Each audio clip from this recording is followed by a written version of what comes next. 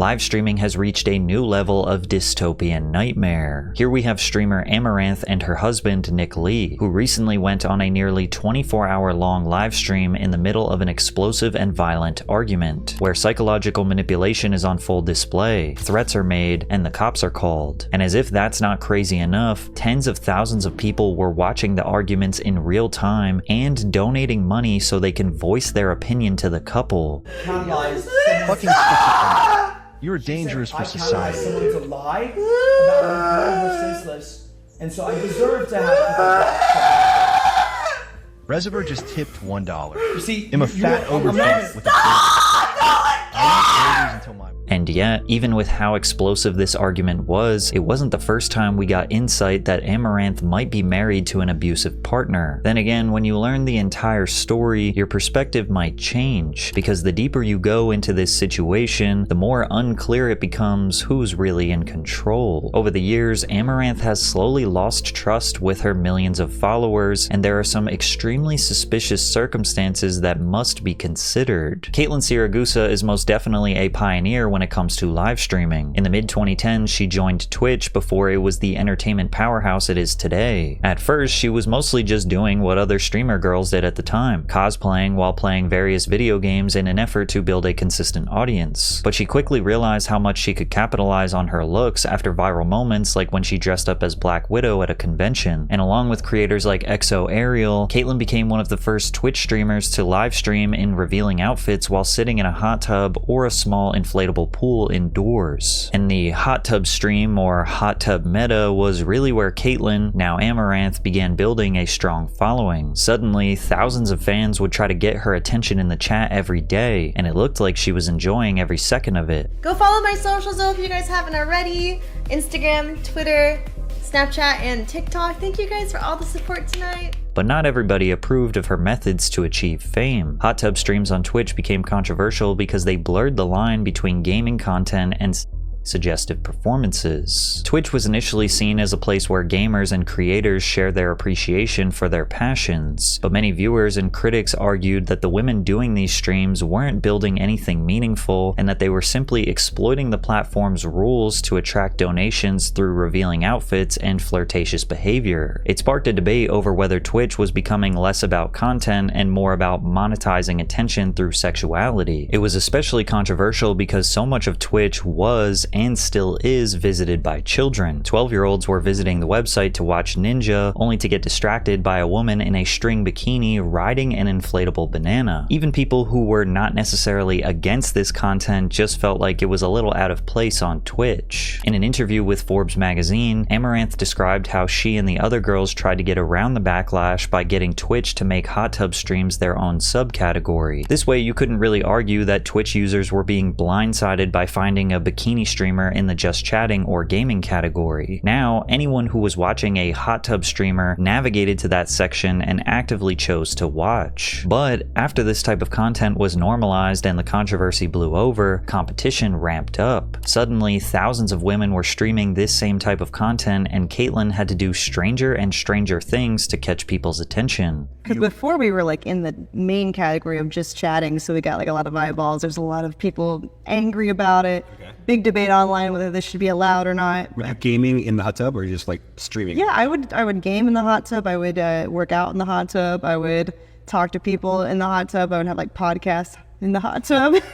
I would sometimes I would eat in the hot tub. I would dress up and do cosplays in the hot tub. I thought about sleeping in the hot tub, but my manager told me that was against the rules. I might drown and die, casual.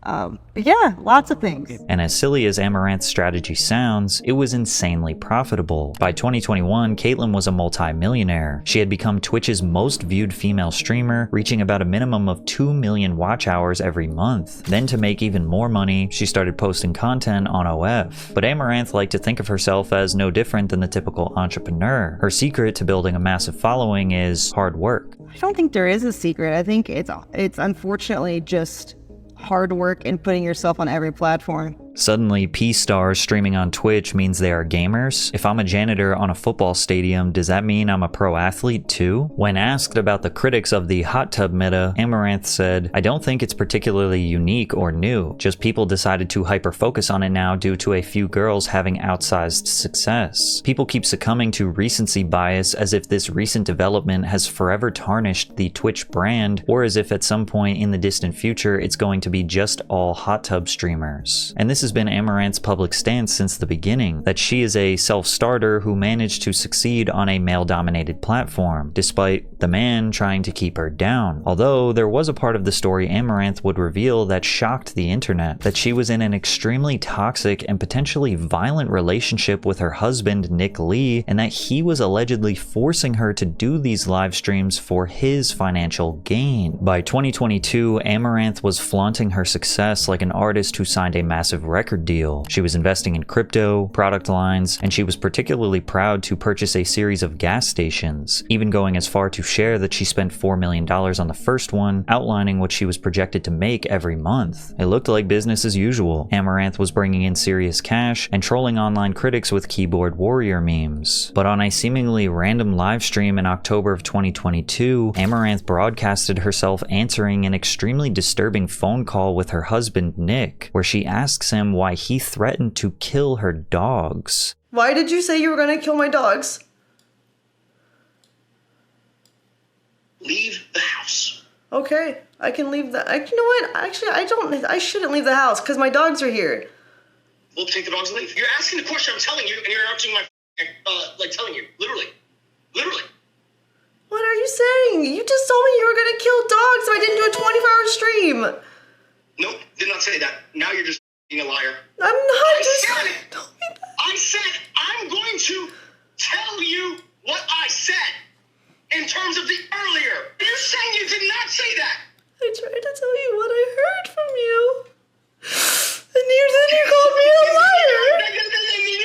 Then you tell me, what did you say? What are you even talking about? And throughout the rest of the stream, Amouranth kept dropping one bombshell after another, telling her viewers that Nick had put her in a fancy prison. She then went on to explain that even with therapy, nothing was helping the emotional abuse, and that the hot tub streams that catapulted her into the limelight were his idea. According to Amouranth, she was a reserved girl who had no interest in doing any of it. Nick was just allegedly selling her body for his own gain. And then he was changed for a bit, and then the hot tub meta arose, and he was like, "Oh, this is an opportunity," and then he turned into an again when I agreed to commit to the grind because it was a good financial opportunity for us. I've been wanting to tell people that, like, let's just stream together. Just tell them that we're married because it's like our relationship would be better if we just stream them and instead of fighting all the time. But no, Mr. Don't say that because it's going to ruin the business model. It's not time yet. But what stood out to most fans was Amouranth's claim that she had zero control over her finances, and that Nick was threatening to leave her with, quote, only $1 million if she didn't comply with everything he wanted. Yeah, I'm going to leave you with $1 million and I'm going to take the rest because I worked harder than you. It's like, and if you don't agree, then I'm going to burn it all in court. I'm going to put it all in crypto. Blah. Just always threats. All the accounts are like two-factor under his number and he has all the login information of things, you know. It's like keeps you there with the fear and the threats. And you fear that he's gonna do something to your animals.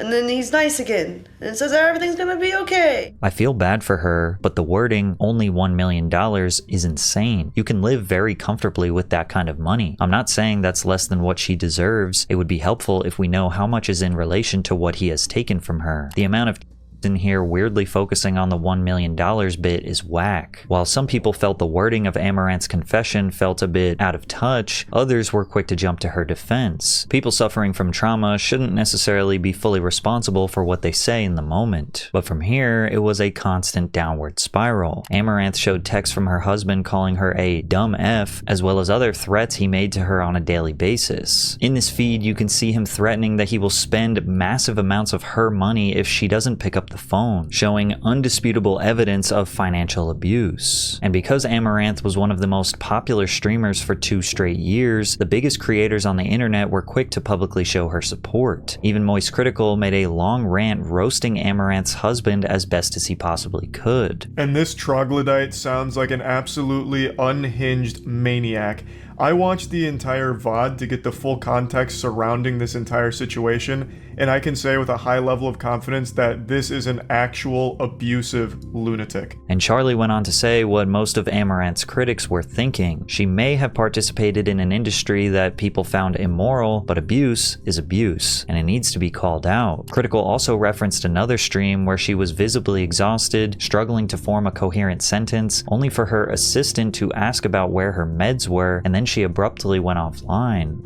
I haven't gotten any calls.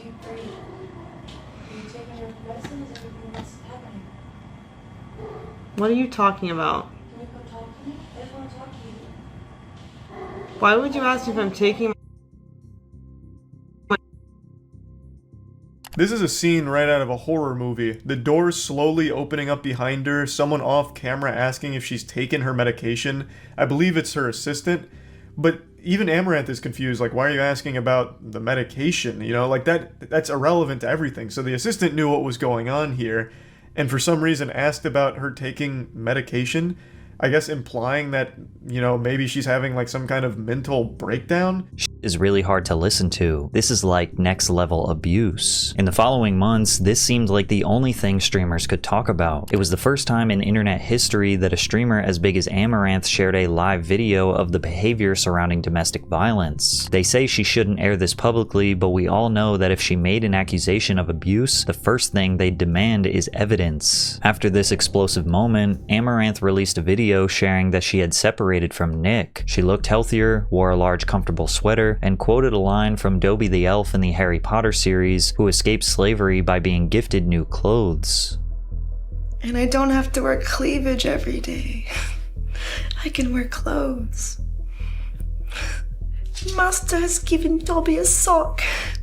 Dobby is free. She even voiced her concerns about the inevitable changes she would have to make to her image moving forward. I just hope that people still watch without so much showing. I still can't believe just how many people gave it. Because for most of the years online, it felt like everyone was against me for like the type of content that I didn't even want to stream. And initially, there was unanimous support for her escape. This was a rare moment where an alleged victim of what was essentially online trafficking was free to return to a normal life. However, the drama surrounding this freed victim was far from over. Whether it was the result of old habits or not making enough money, Amouranth returned to stream the same exact way as before, and this would cause supporters and even longtime fans to turn on her in a matter of weeks. For almost a month following Amouranth's split from her husband, she basically vanished from Twitch, Instagram, and the rest of her personal accounts, and this seemed totally reasonable. Anyone who faced this kind of pressure is bound to be in need of a break, if not quitting altogether. She had the assets, she had the money. If everything she was saying was the truth, there wasn't any reason for her to continue. However, when Amouranth came back to streaming, it was almost like nothing had ever happened. Instead of the big sweatshirt and baggy clothes, she actually doubled down on what she was doing before. She even went as far as wearing nothing at all except a sensor bar crudely taped to her chest. Almost immediately, these odd decisions started to set people off. Literally weeks ago, the entire internet witnessed this tragic story about a girl in a toxic relationship unfold. A young woman so desperate to hold her life together that she was willing to do anything for her abusive partner. A woman who claimed that she was forced against her will to do these streams, and now she is back doing it again? Is her husband back in control? Was it all a marketing stunt? YouTubers and streamers who just vocalized their support for her felt like they might have been fooled. She didn't want to stream on Twitch with absolutely no clothes. She didn't want to do an OnlyFans because Amouranth is actually a very good and wholesome girl with very good values and morals, and the only reason she was doing any of this was because she was forced to by her evil ex-husband. okay? Now, believe it or not, the absolute entire internet completely fell for this and believed her. People started wondering if she even had a husband or a boyfriend, if this tragic story was even real, or if she just revealed herself to be another farmer for online clout. To make matters worse, Amouranth's habit of flaunting her wealth was about to backfire horribly. In an effort to get more attention online, she unknowingly inspired thieves to break into her home, slowly exposing that her personal life was still an absolute disaster. By 2024, Amouranth had been dethroned as the top female streamer, but even though she wasn't number one, she was still pulling in some serious money from donations and sponsorships from the streaming platform Kick. Aside from her investments in local businesses like the gas stations, a pool toy company, and manufacturing facilities for inflatable balls, Amouranth also decided to proudly post her crypto assets for everyone to see, about $20 million in Bitcoin and $80,000 in Ethereum. And given her past career choices moving forward, she was catching her fair share of hate every time she bragged. I imagine most of that was probably gifted to her too. We'll never forget the dumb simps for making these rich. And while people often say no publicity is bad publicity, Amouranth's behavior proved that this isn't always true. When 4 local teenagers saw how much money she had in her accounts, they planned a heist that would end up being a countrywide news story. According to police records, 4 boys aged 16 to 19 made a plan to enter Amouranth's house at night to catch her off guard, but they didn't realize how difficult this home invasion would be. See, most of Amouranth's property was walled off with barbed wire. On top of that, it was essentially a compound, decked out with security cameras, motion sensor floodlights, and basically anything else a civilian could own to make their home as secure as possible. And the teenagers' method for breaking into the house seemed like they had watched too many movies, with one of their friends posted up in the getaway car and the other 3 setting off all the lights trying to find a way inside. When they realized they couldn't scale the wall without getting cut by the barbed wire, they got even more impulsive, making the choice to just pull off loose pieces of the wood paneling until they were able to sneak through the back, smashing through a sliding glass door. The sound of the shattering glass was so loud that Amouranth finally woke up in a connecting building, and when she heard the sound, she was terrified. Almost immediately, she reached out to her husband, Nick Lee, who was still living on the property. Believing it might be just one of Amouranth's many pets, Nick initially tried to calm her down. It was at this point that fans realized she was still married to her alleged abusive husband, but thankful that he was there to protect her. While Nick was still on the phone listening to his partner freak out, the thieves were making their way through the rest of the property to find Amouranth and threaten her for the money. And when they got to her bedroom door, it was locked, and they seemingly started to regret their decision. Go, we're already in. Look, there's a camera right there. We're already in. Just do it! And this is where you realize how naive they really are. One of them shot at the doorknob thinking that would somehow break the lock. When that didn't work, they kicked down the door screaming for Amouranth to give them the crypto. One of them has the gun pointed at my head, and the other one is asking where the crypto is. And he can hear all this too. Yeah, relationally, I don't know where the phone is, but like I can hear, this, yeah. Amouranth obviously had crypto, but there wasn't any chance that she would have it somewhere in the house. After all, it's not a physical currency. That is, unless there was a cold storage device stowed away for safekeeping. But there's no way they would have known that, given how unprepared they were in the first place. Only complete idiots would try to rob someone in real life for cryptocurrency. Ignoring Amouranth's cries for help and her claims that she doesn't have physical crypto to give them, the robbers started striking her in the head with their pistols. Dazed and confused, Amouranth was out of options, and instead of claiming she didn't have anything to give them, she lied and said that she'd show them where it was, guiding them through the property while one of them continued to strike her and pull her hair. Ultimately, her plan was to guide the thieves to Nick, hoping that he would be armed by the time they arrived. It's a night of sheer terror as a woman is brutally assaulted by 3 masked home invaders. She's internet personality Caitlin Saragusa, known to her millions of fans as Amouranth. She brings them across a courtyard to another building in their compound where there is a surprise waiting for them. Caitlin's husband Nick is watching the drama unfold on security cameras. He was armed and ready at the top of the staircase. After they entered the building, Nick shot in their direction, hitting one of them as they ran away. The thieves were caught and arrested in the following days. As you can imagine, this was a huge story. Large media companies didn't know anything about Amouranth like younger millennials and Gen Zs did. To the Gen X and Boomer crowd, this was one of those home defense stories of a successful power couple that worked together to save each other's lives. I don't know what they're wanting from this, and I decided to just pretend that I know where crypto is. And so I decided to lead them over to my husband, who was still on the phone with me this whole time. Yeah, she had it on speakerphone, so I heard all of that. And it gave me just like a moment to kind of compose myself and then, decide what to do. And like, in that moment, the things that the cliches are true. You don't rise to the occasion, you fall back to your level of training or whatever. And while they were being celebrated on television, everyone else following it online had serious questions. They were surprised to finally see the face of Nick Lee, the alleged monster who forced Amouranth into selling herself online, calmly answering questions with a smile. They didn't understand why Amouranth and him were sitting side by side as if they were united, and they really didn't understand why the man who appeared to push this streamer over the edge was even in her house to begin with, let alone being paraded around as some kind of hero. Hey. Can you see it now? Hey. Hello. What's up, Amouranth's husband? Nice to meet you. Hi, how's it going? You're a real warrior. You're a good husband, man. You were brave that night. Good.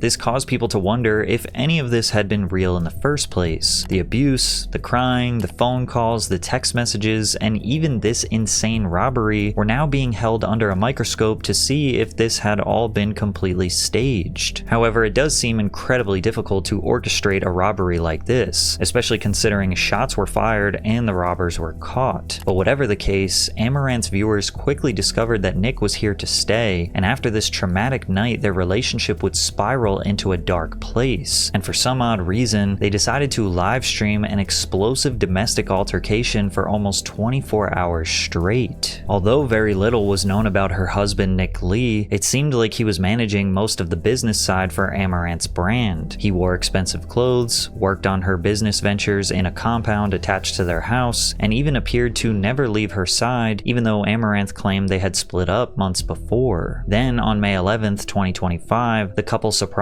everyone when they started streaming together. Out of frame, Nick Lee appeared audibly enraged, accusing Caitlyn of performing acts with Aaron Pogson, a leading producer of the Red Pill podcast Fresh and Fit. Can we talk about you kissing black men while we're married? That is not even true.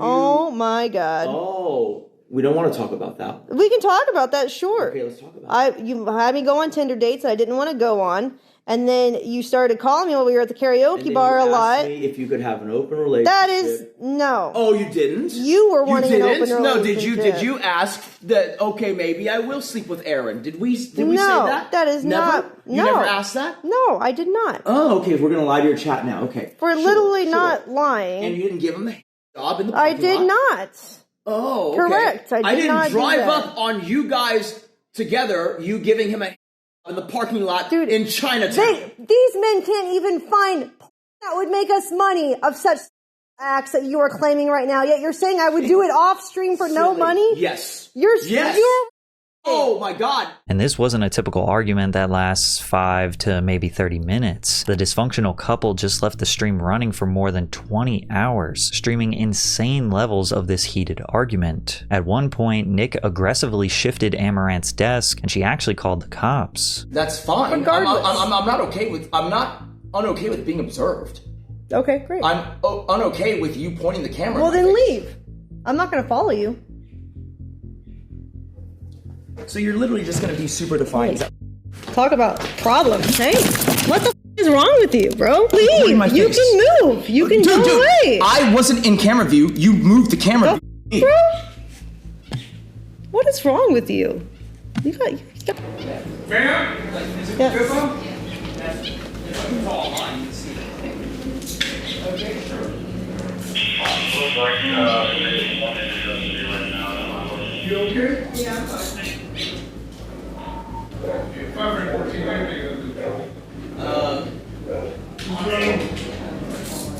he's just throwing it over there. They say he's been the social. He's special. You need to? you're on live stream? Yeah, we're live streaming. You just having a tantrum. After the cops left, Nick and Caitlin made the decision to keep the camera rolling. They argued about everything: their 7 dogs, Nick's attitude, his infidelity. You like smoking cigars actively. Why do you compare things that you can't compare?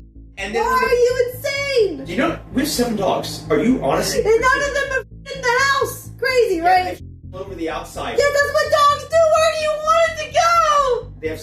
Okay, what I'm saying is that we don't need 7 of them. You chose to get 7. I wanted 5. And yet you're saying I hate them. It's so weird. Oh my god! You can't say you're doing. You hate them. You chose to do it, but you also took care of them. Told you. But you hate them. That you but can't you don't like complain them. about them. You agreed you wouldn't You're complain about bipolar. them if we got I hate 7. them. I don't You're like them. crazy. I agreed to 7. You suggested 2 more. Amaranth went as far as to claim that Nick was after her life insurance. Secretly dating a community member yelling at me, while I guess. blood I was can't deal with it. You won't leave. You won't shut up. What did I do? The cops won't help me. No one can help me. Destiny Little Steve. I'm talking in a room just temperature tipped voice. $1. You're yelling at me. Stasha, like you do every night, Cherry, basically nowadays. Melina, Pixie, Did you yell at me last night? Baby Peach, Yeah. Stasha, Cherry, Melina. Interesting. This is weird.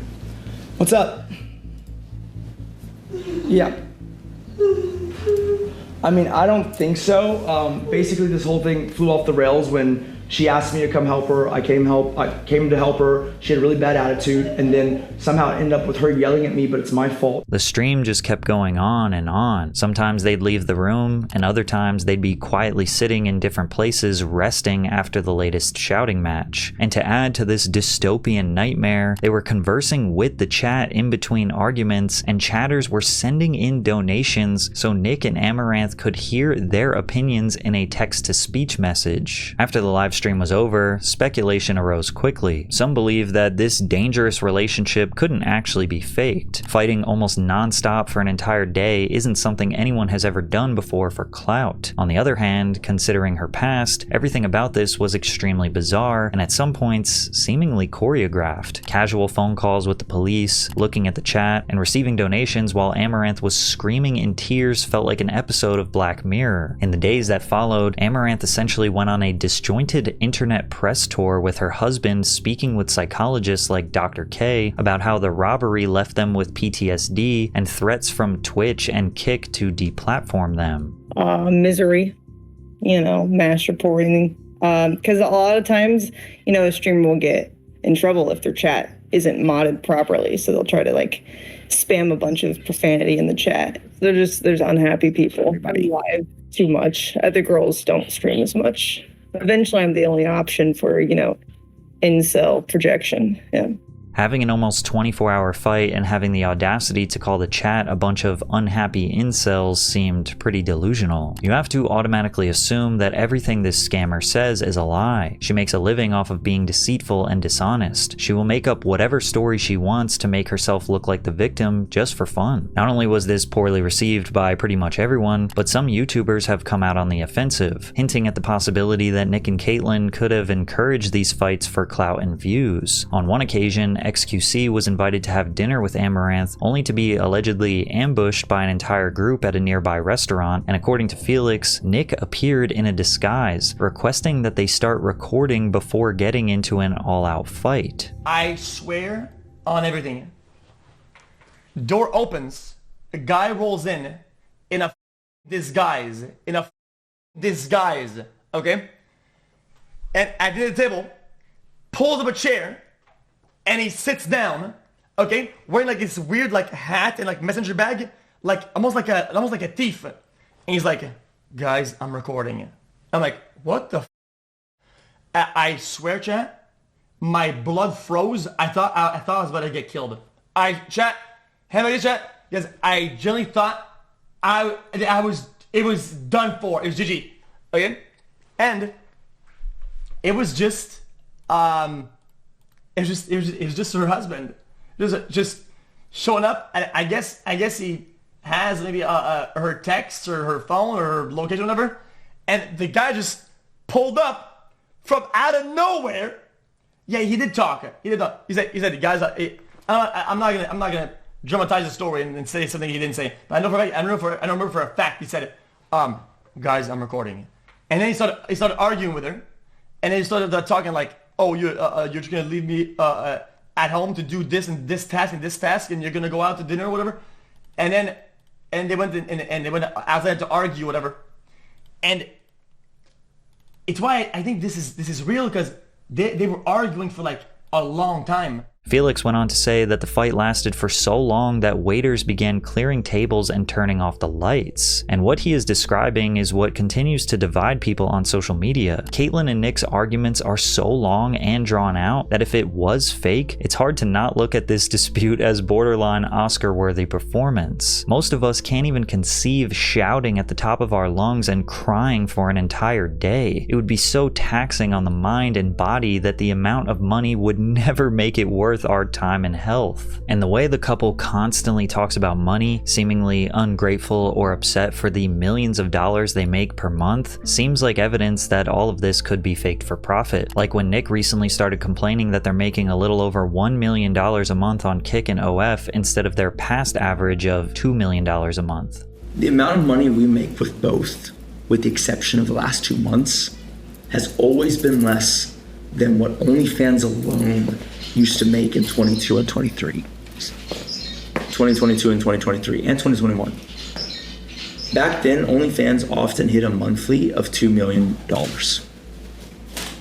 Currently, last month we did over 2, but this month and every other month under the Kick contract, Kick plus OnlyFans did about 1.2, did 1.2. While people remain divided on whether or not all of this is true, there does seem to be a simple way to respond to all of this. If Amouranth is creating arguments with her husband to draw attention to her brand, it doesn't matter how impressive the performance is. Making money mocking survivors of actual abuse is unforgivable and never should be tolerated. However, if she is trapped in a toxic relationship where her husband holds all the cards, pushing her further and further for money until she loses her mind, that is criminal behavior and she should seek justice. However, it seems like it could be something in the middle. Like maybe they do have this toxic relationship, but they are both consenting to it being live streamed since they both see the financial gain of it. Like a twisted justification of like, hey, if we're gonna fight, we might as well get paid for it. But regardless, none of this should ever be broadcast for the entire world to see.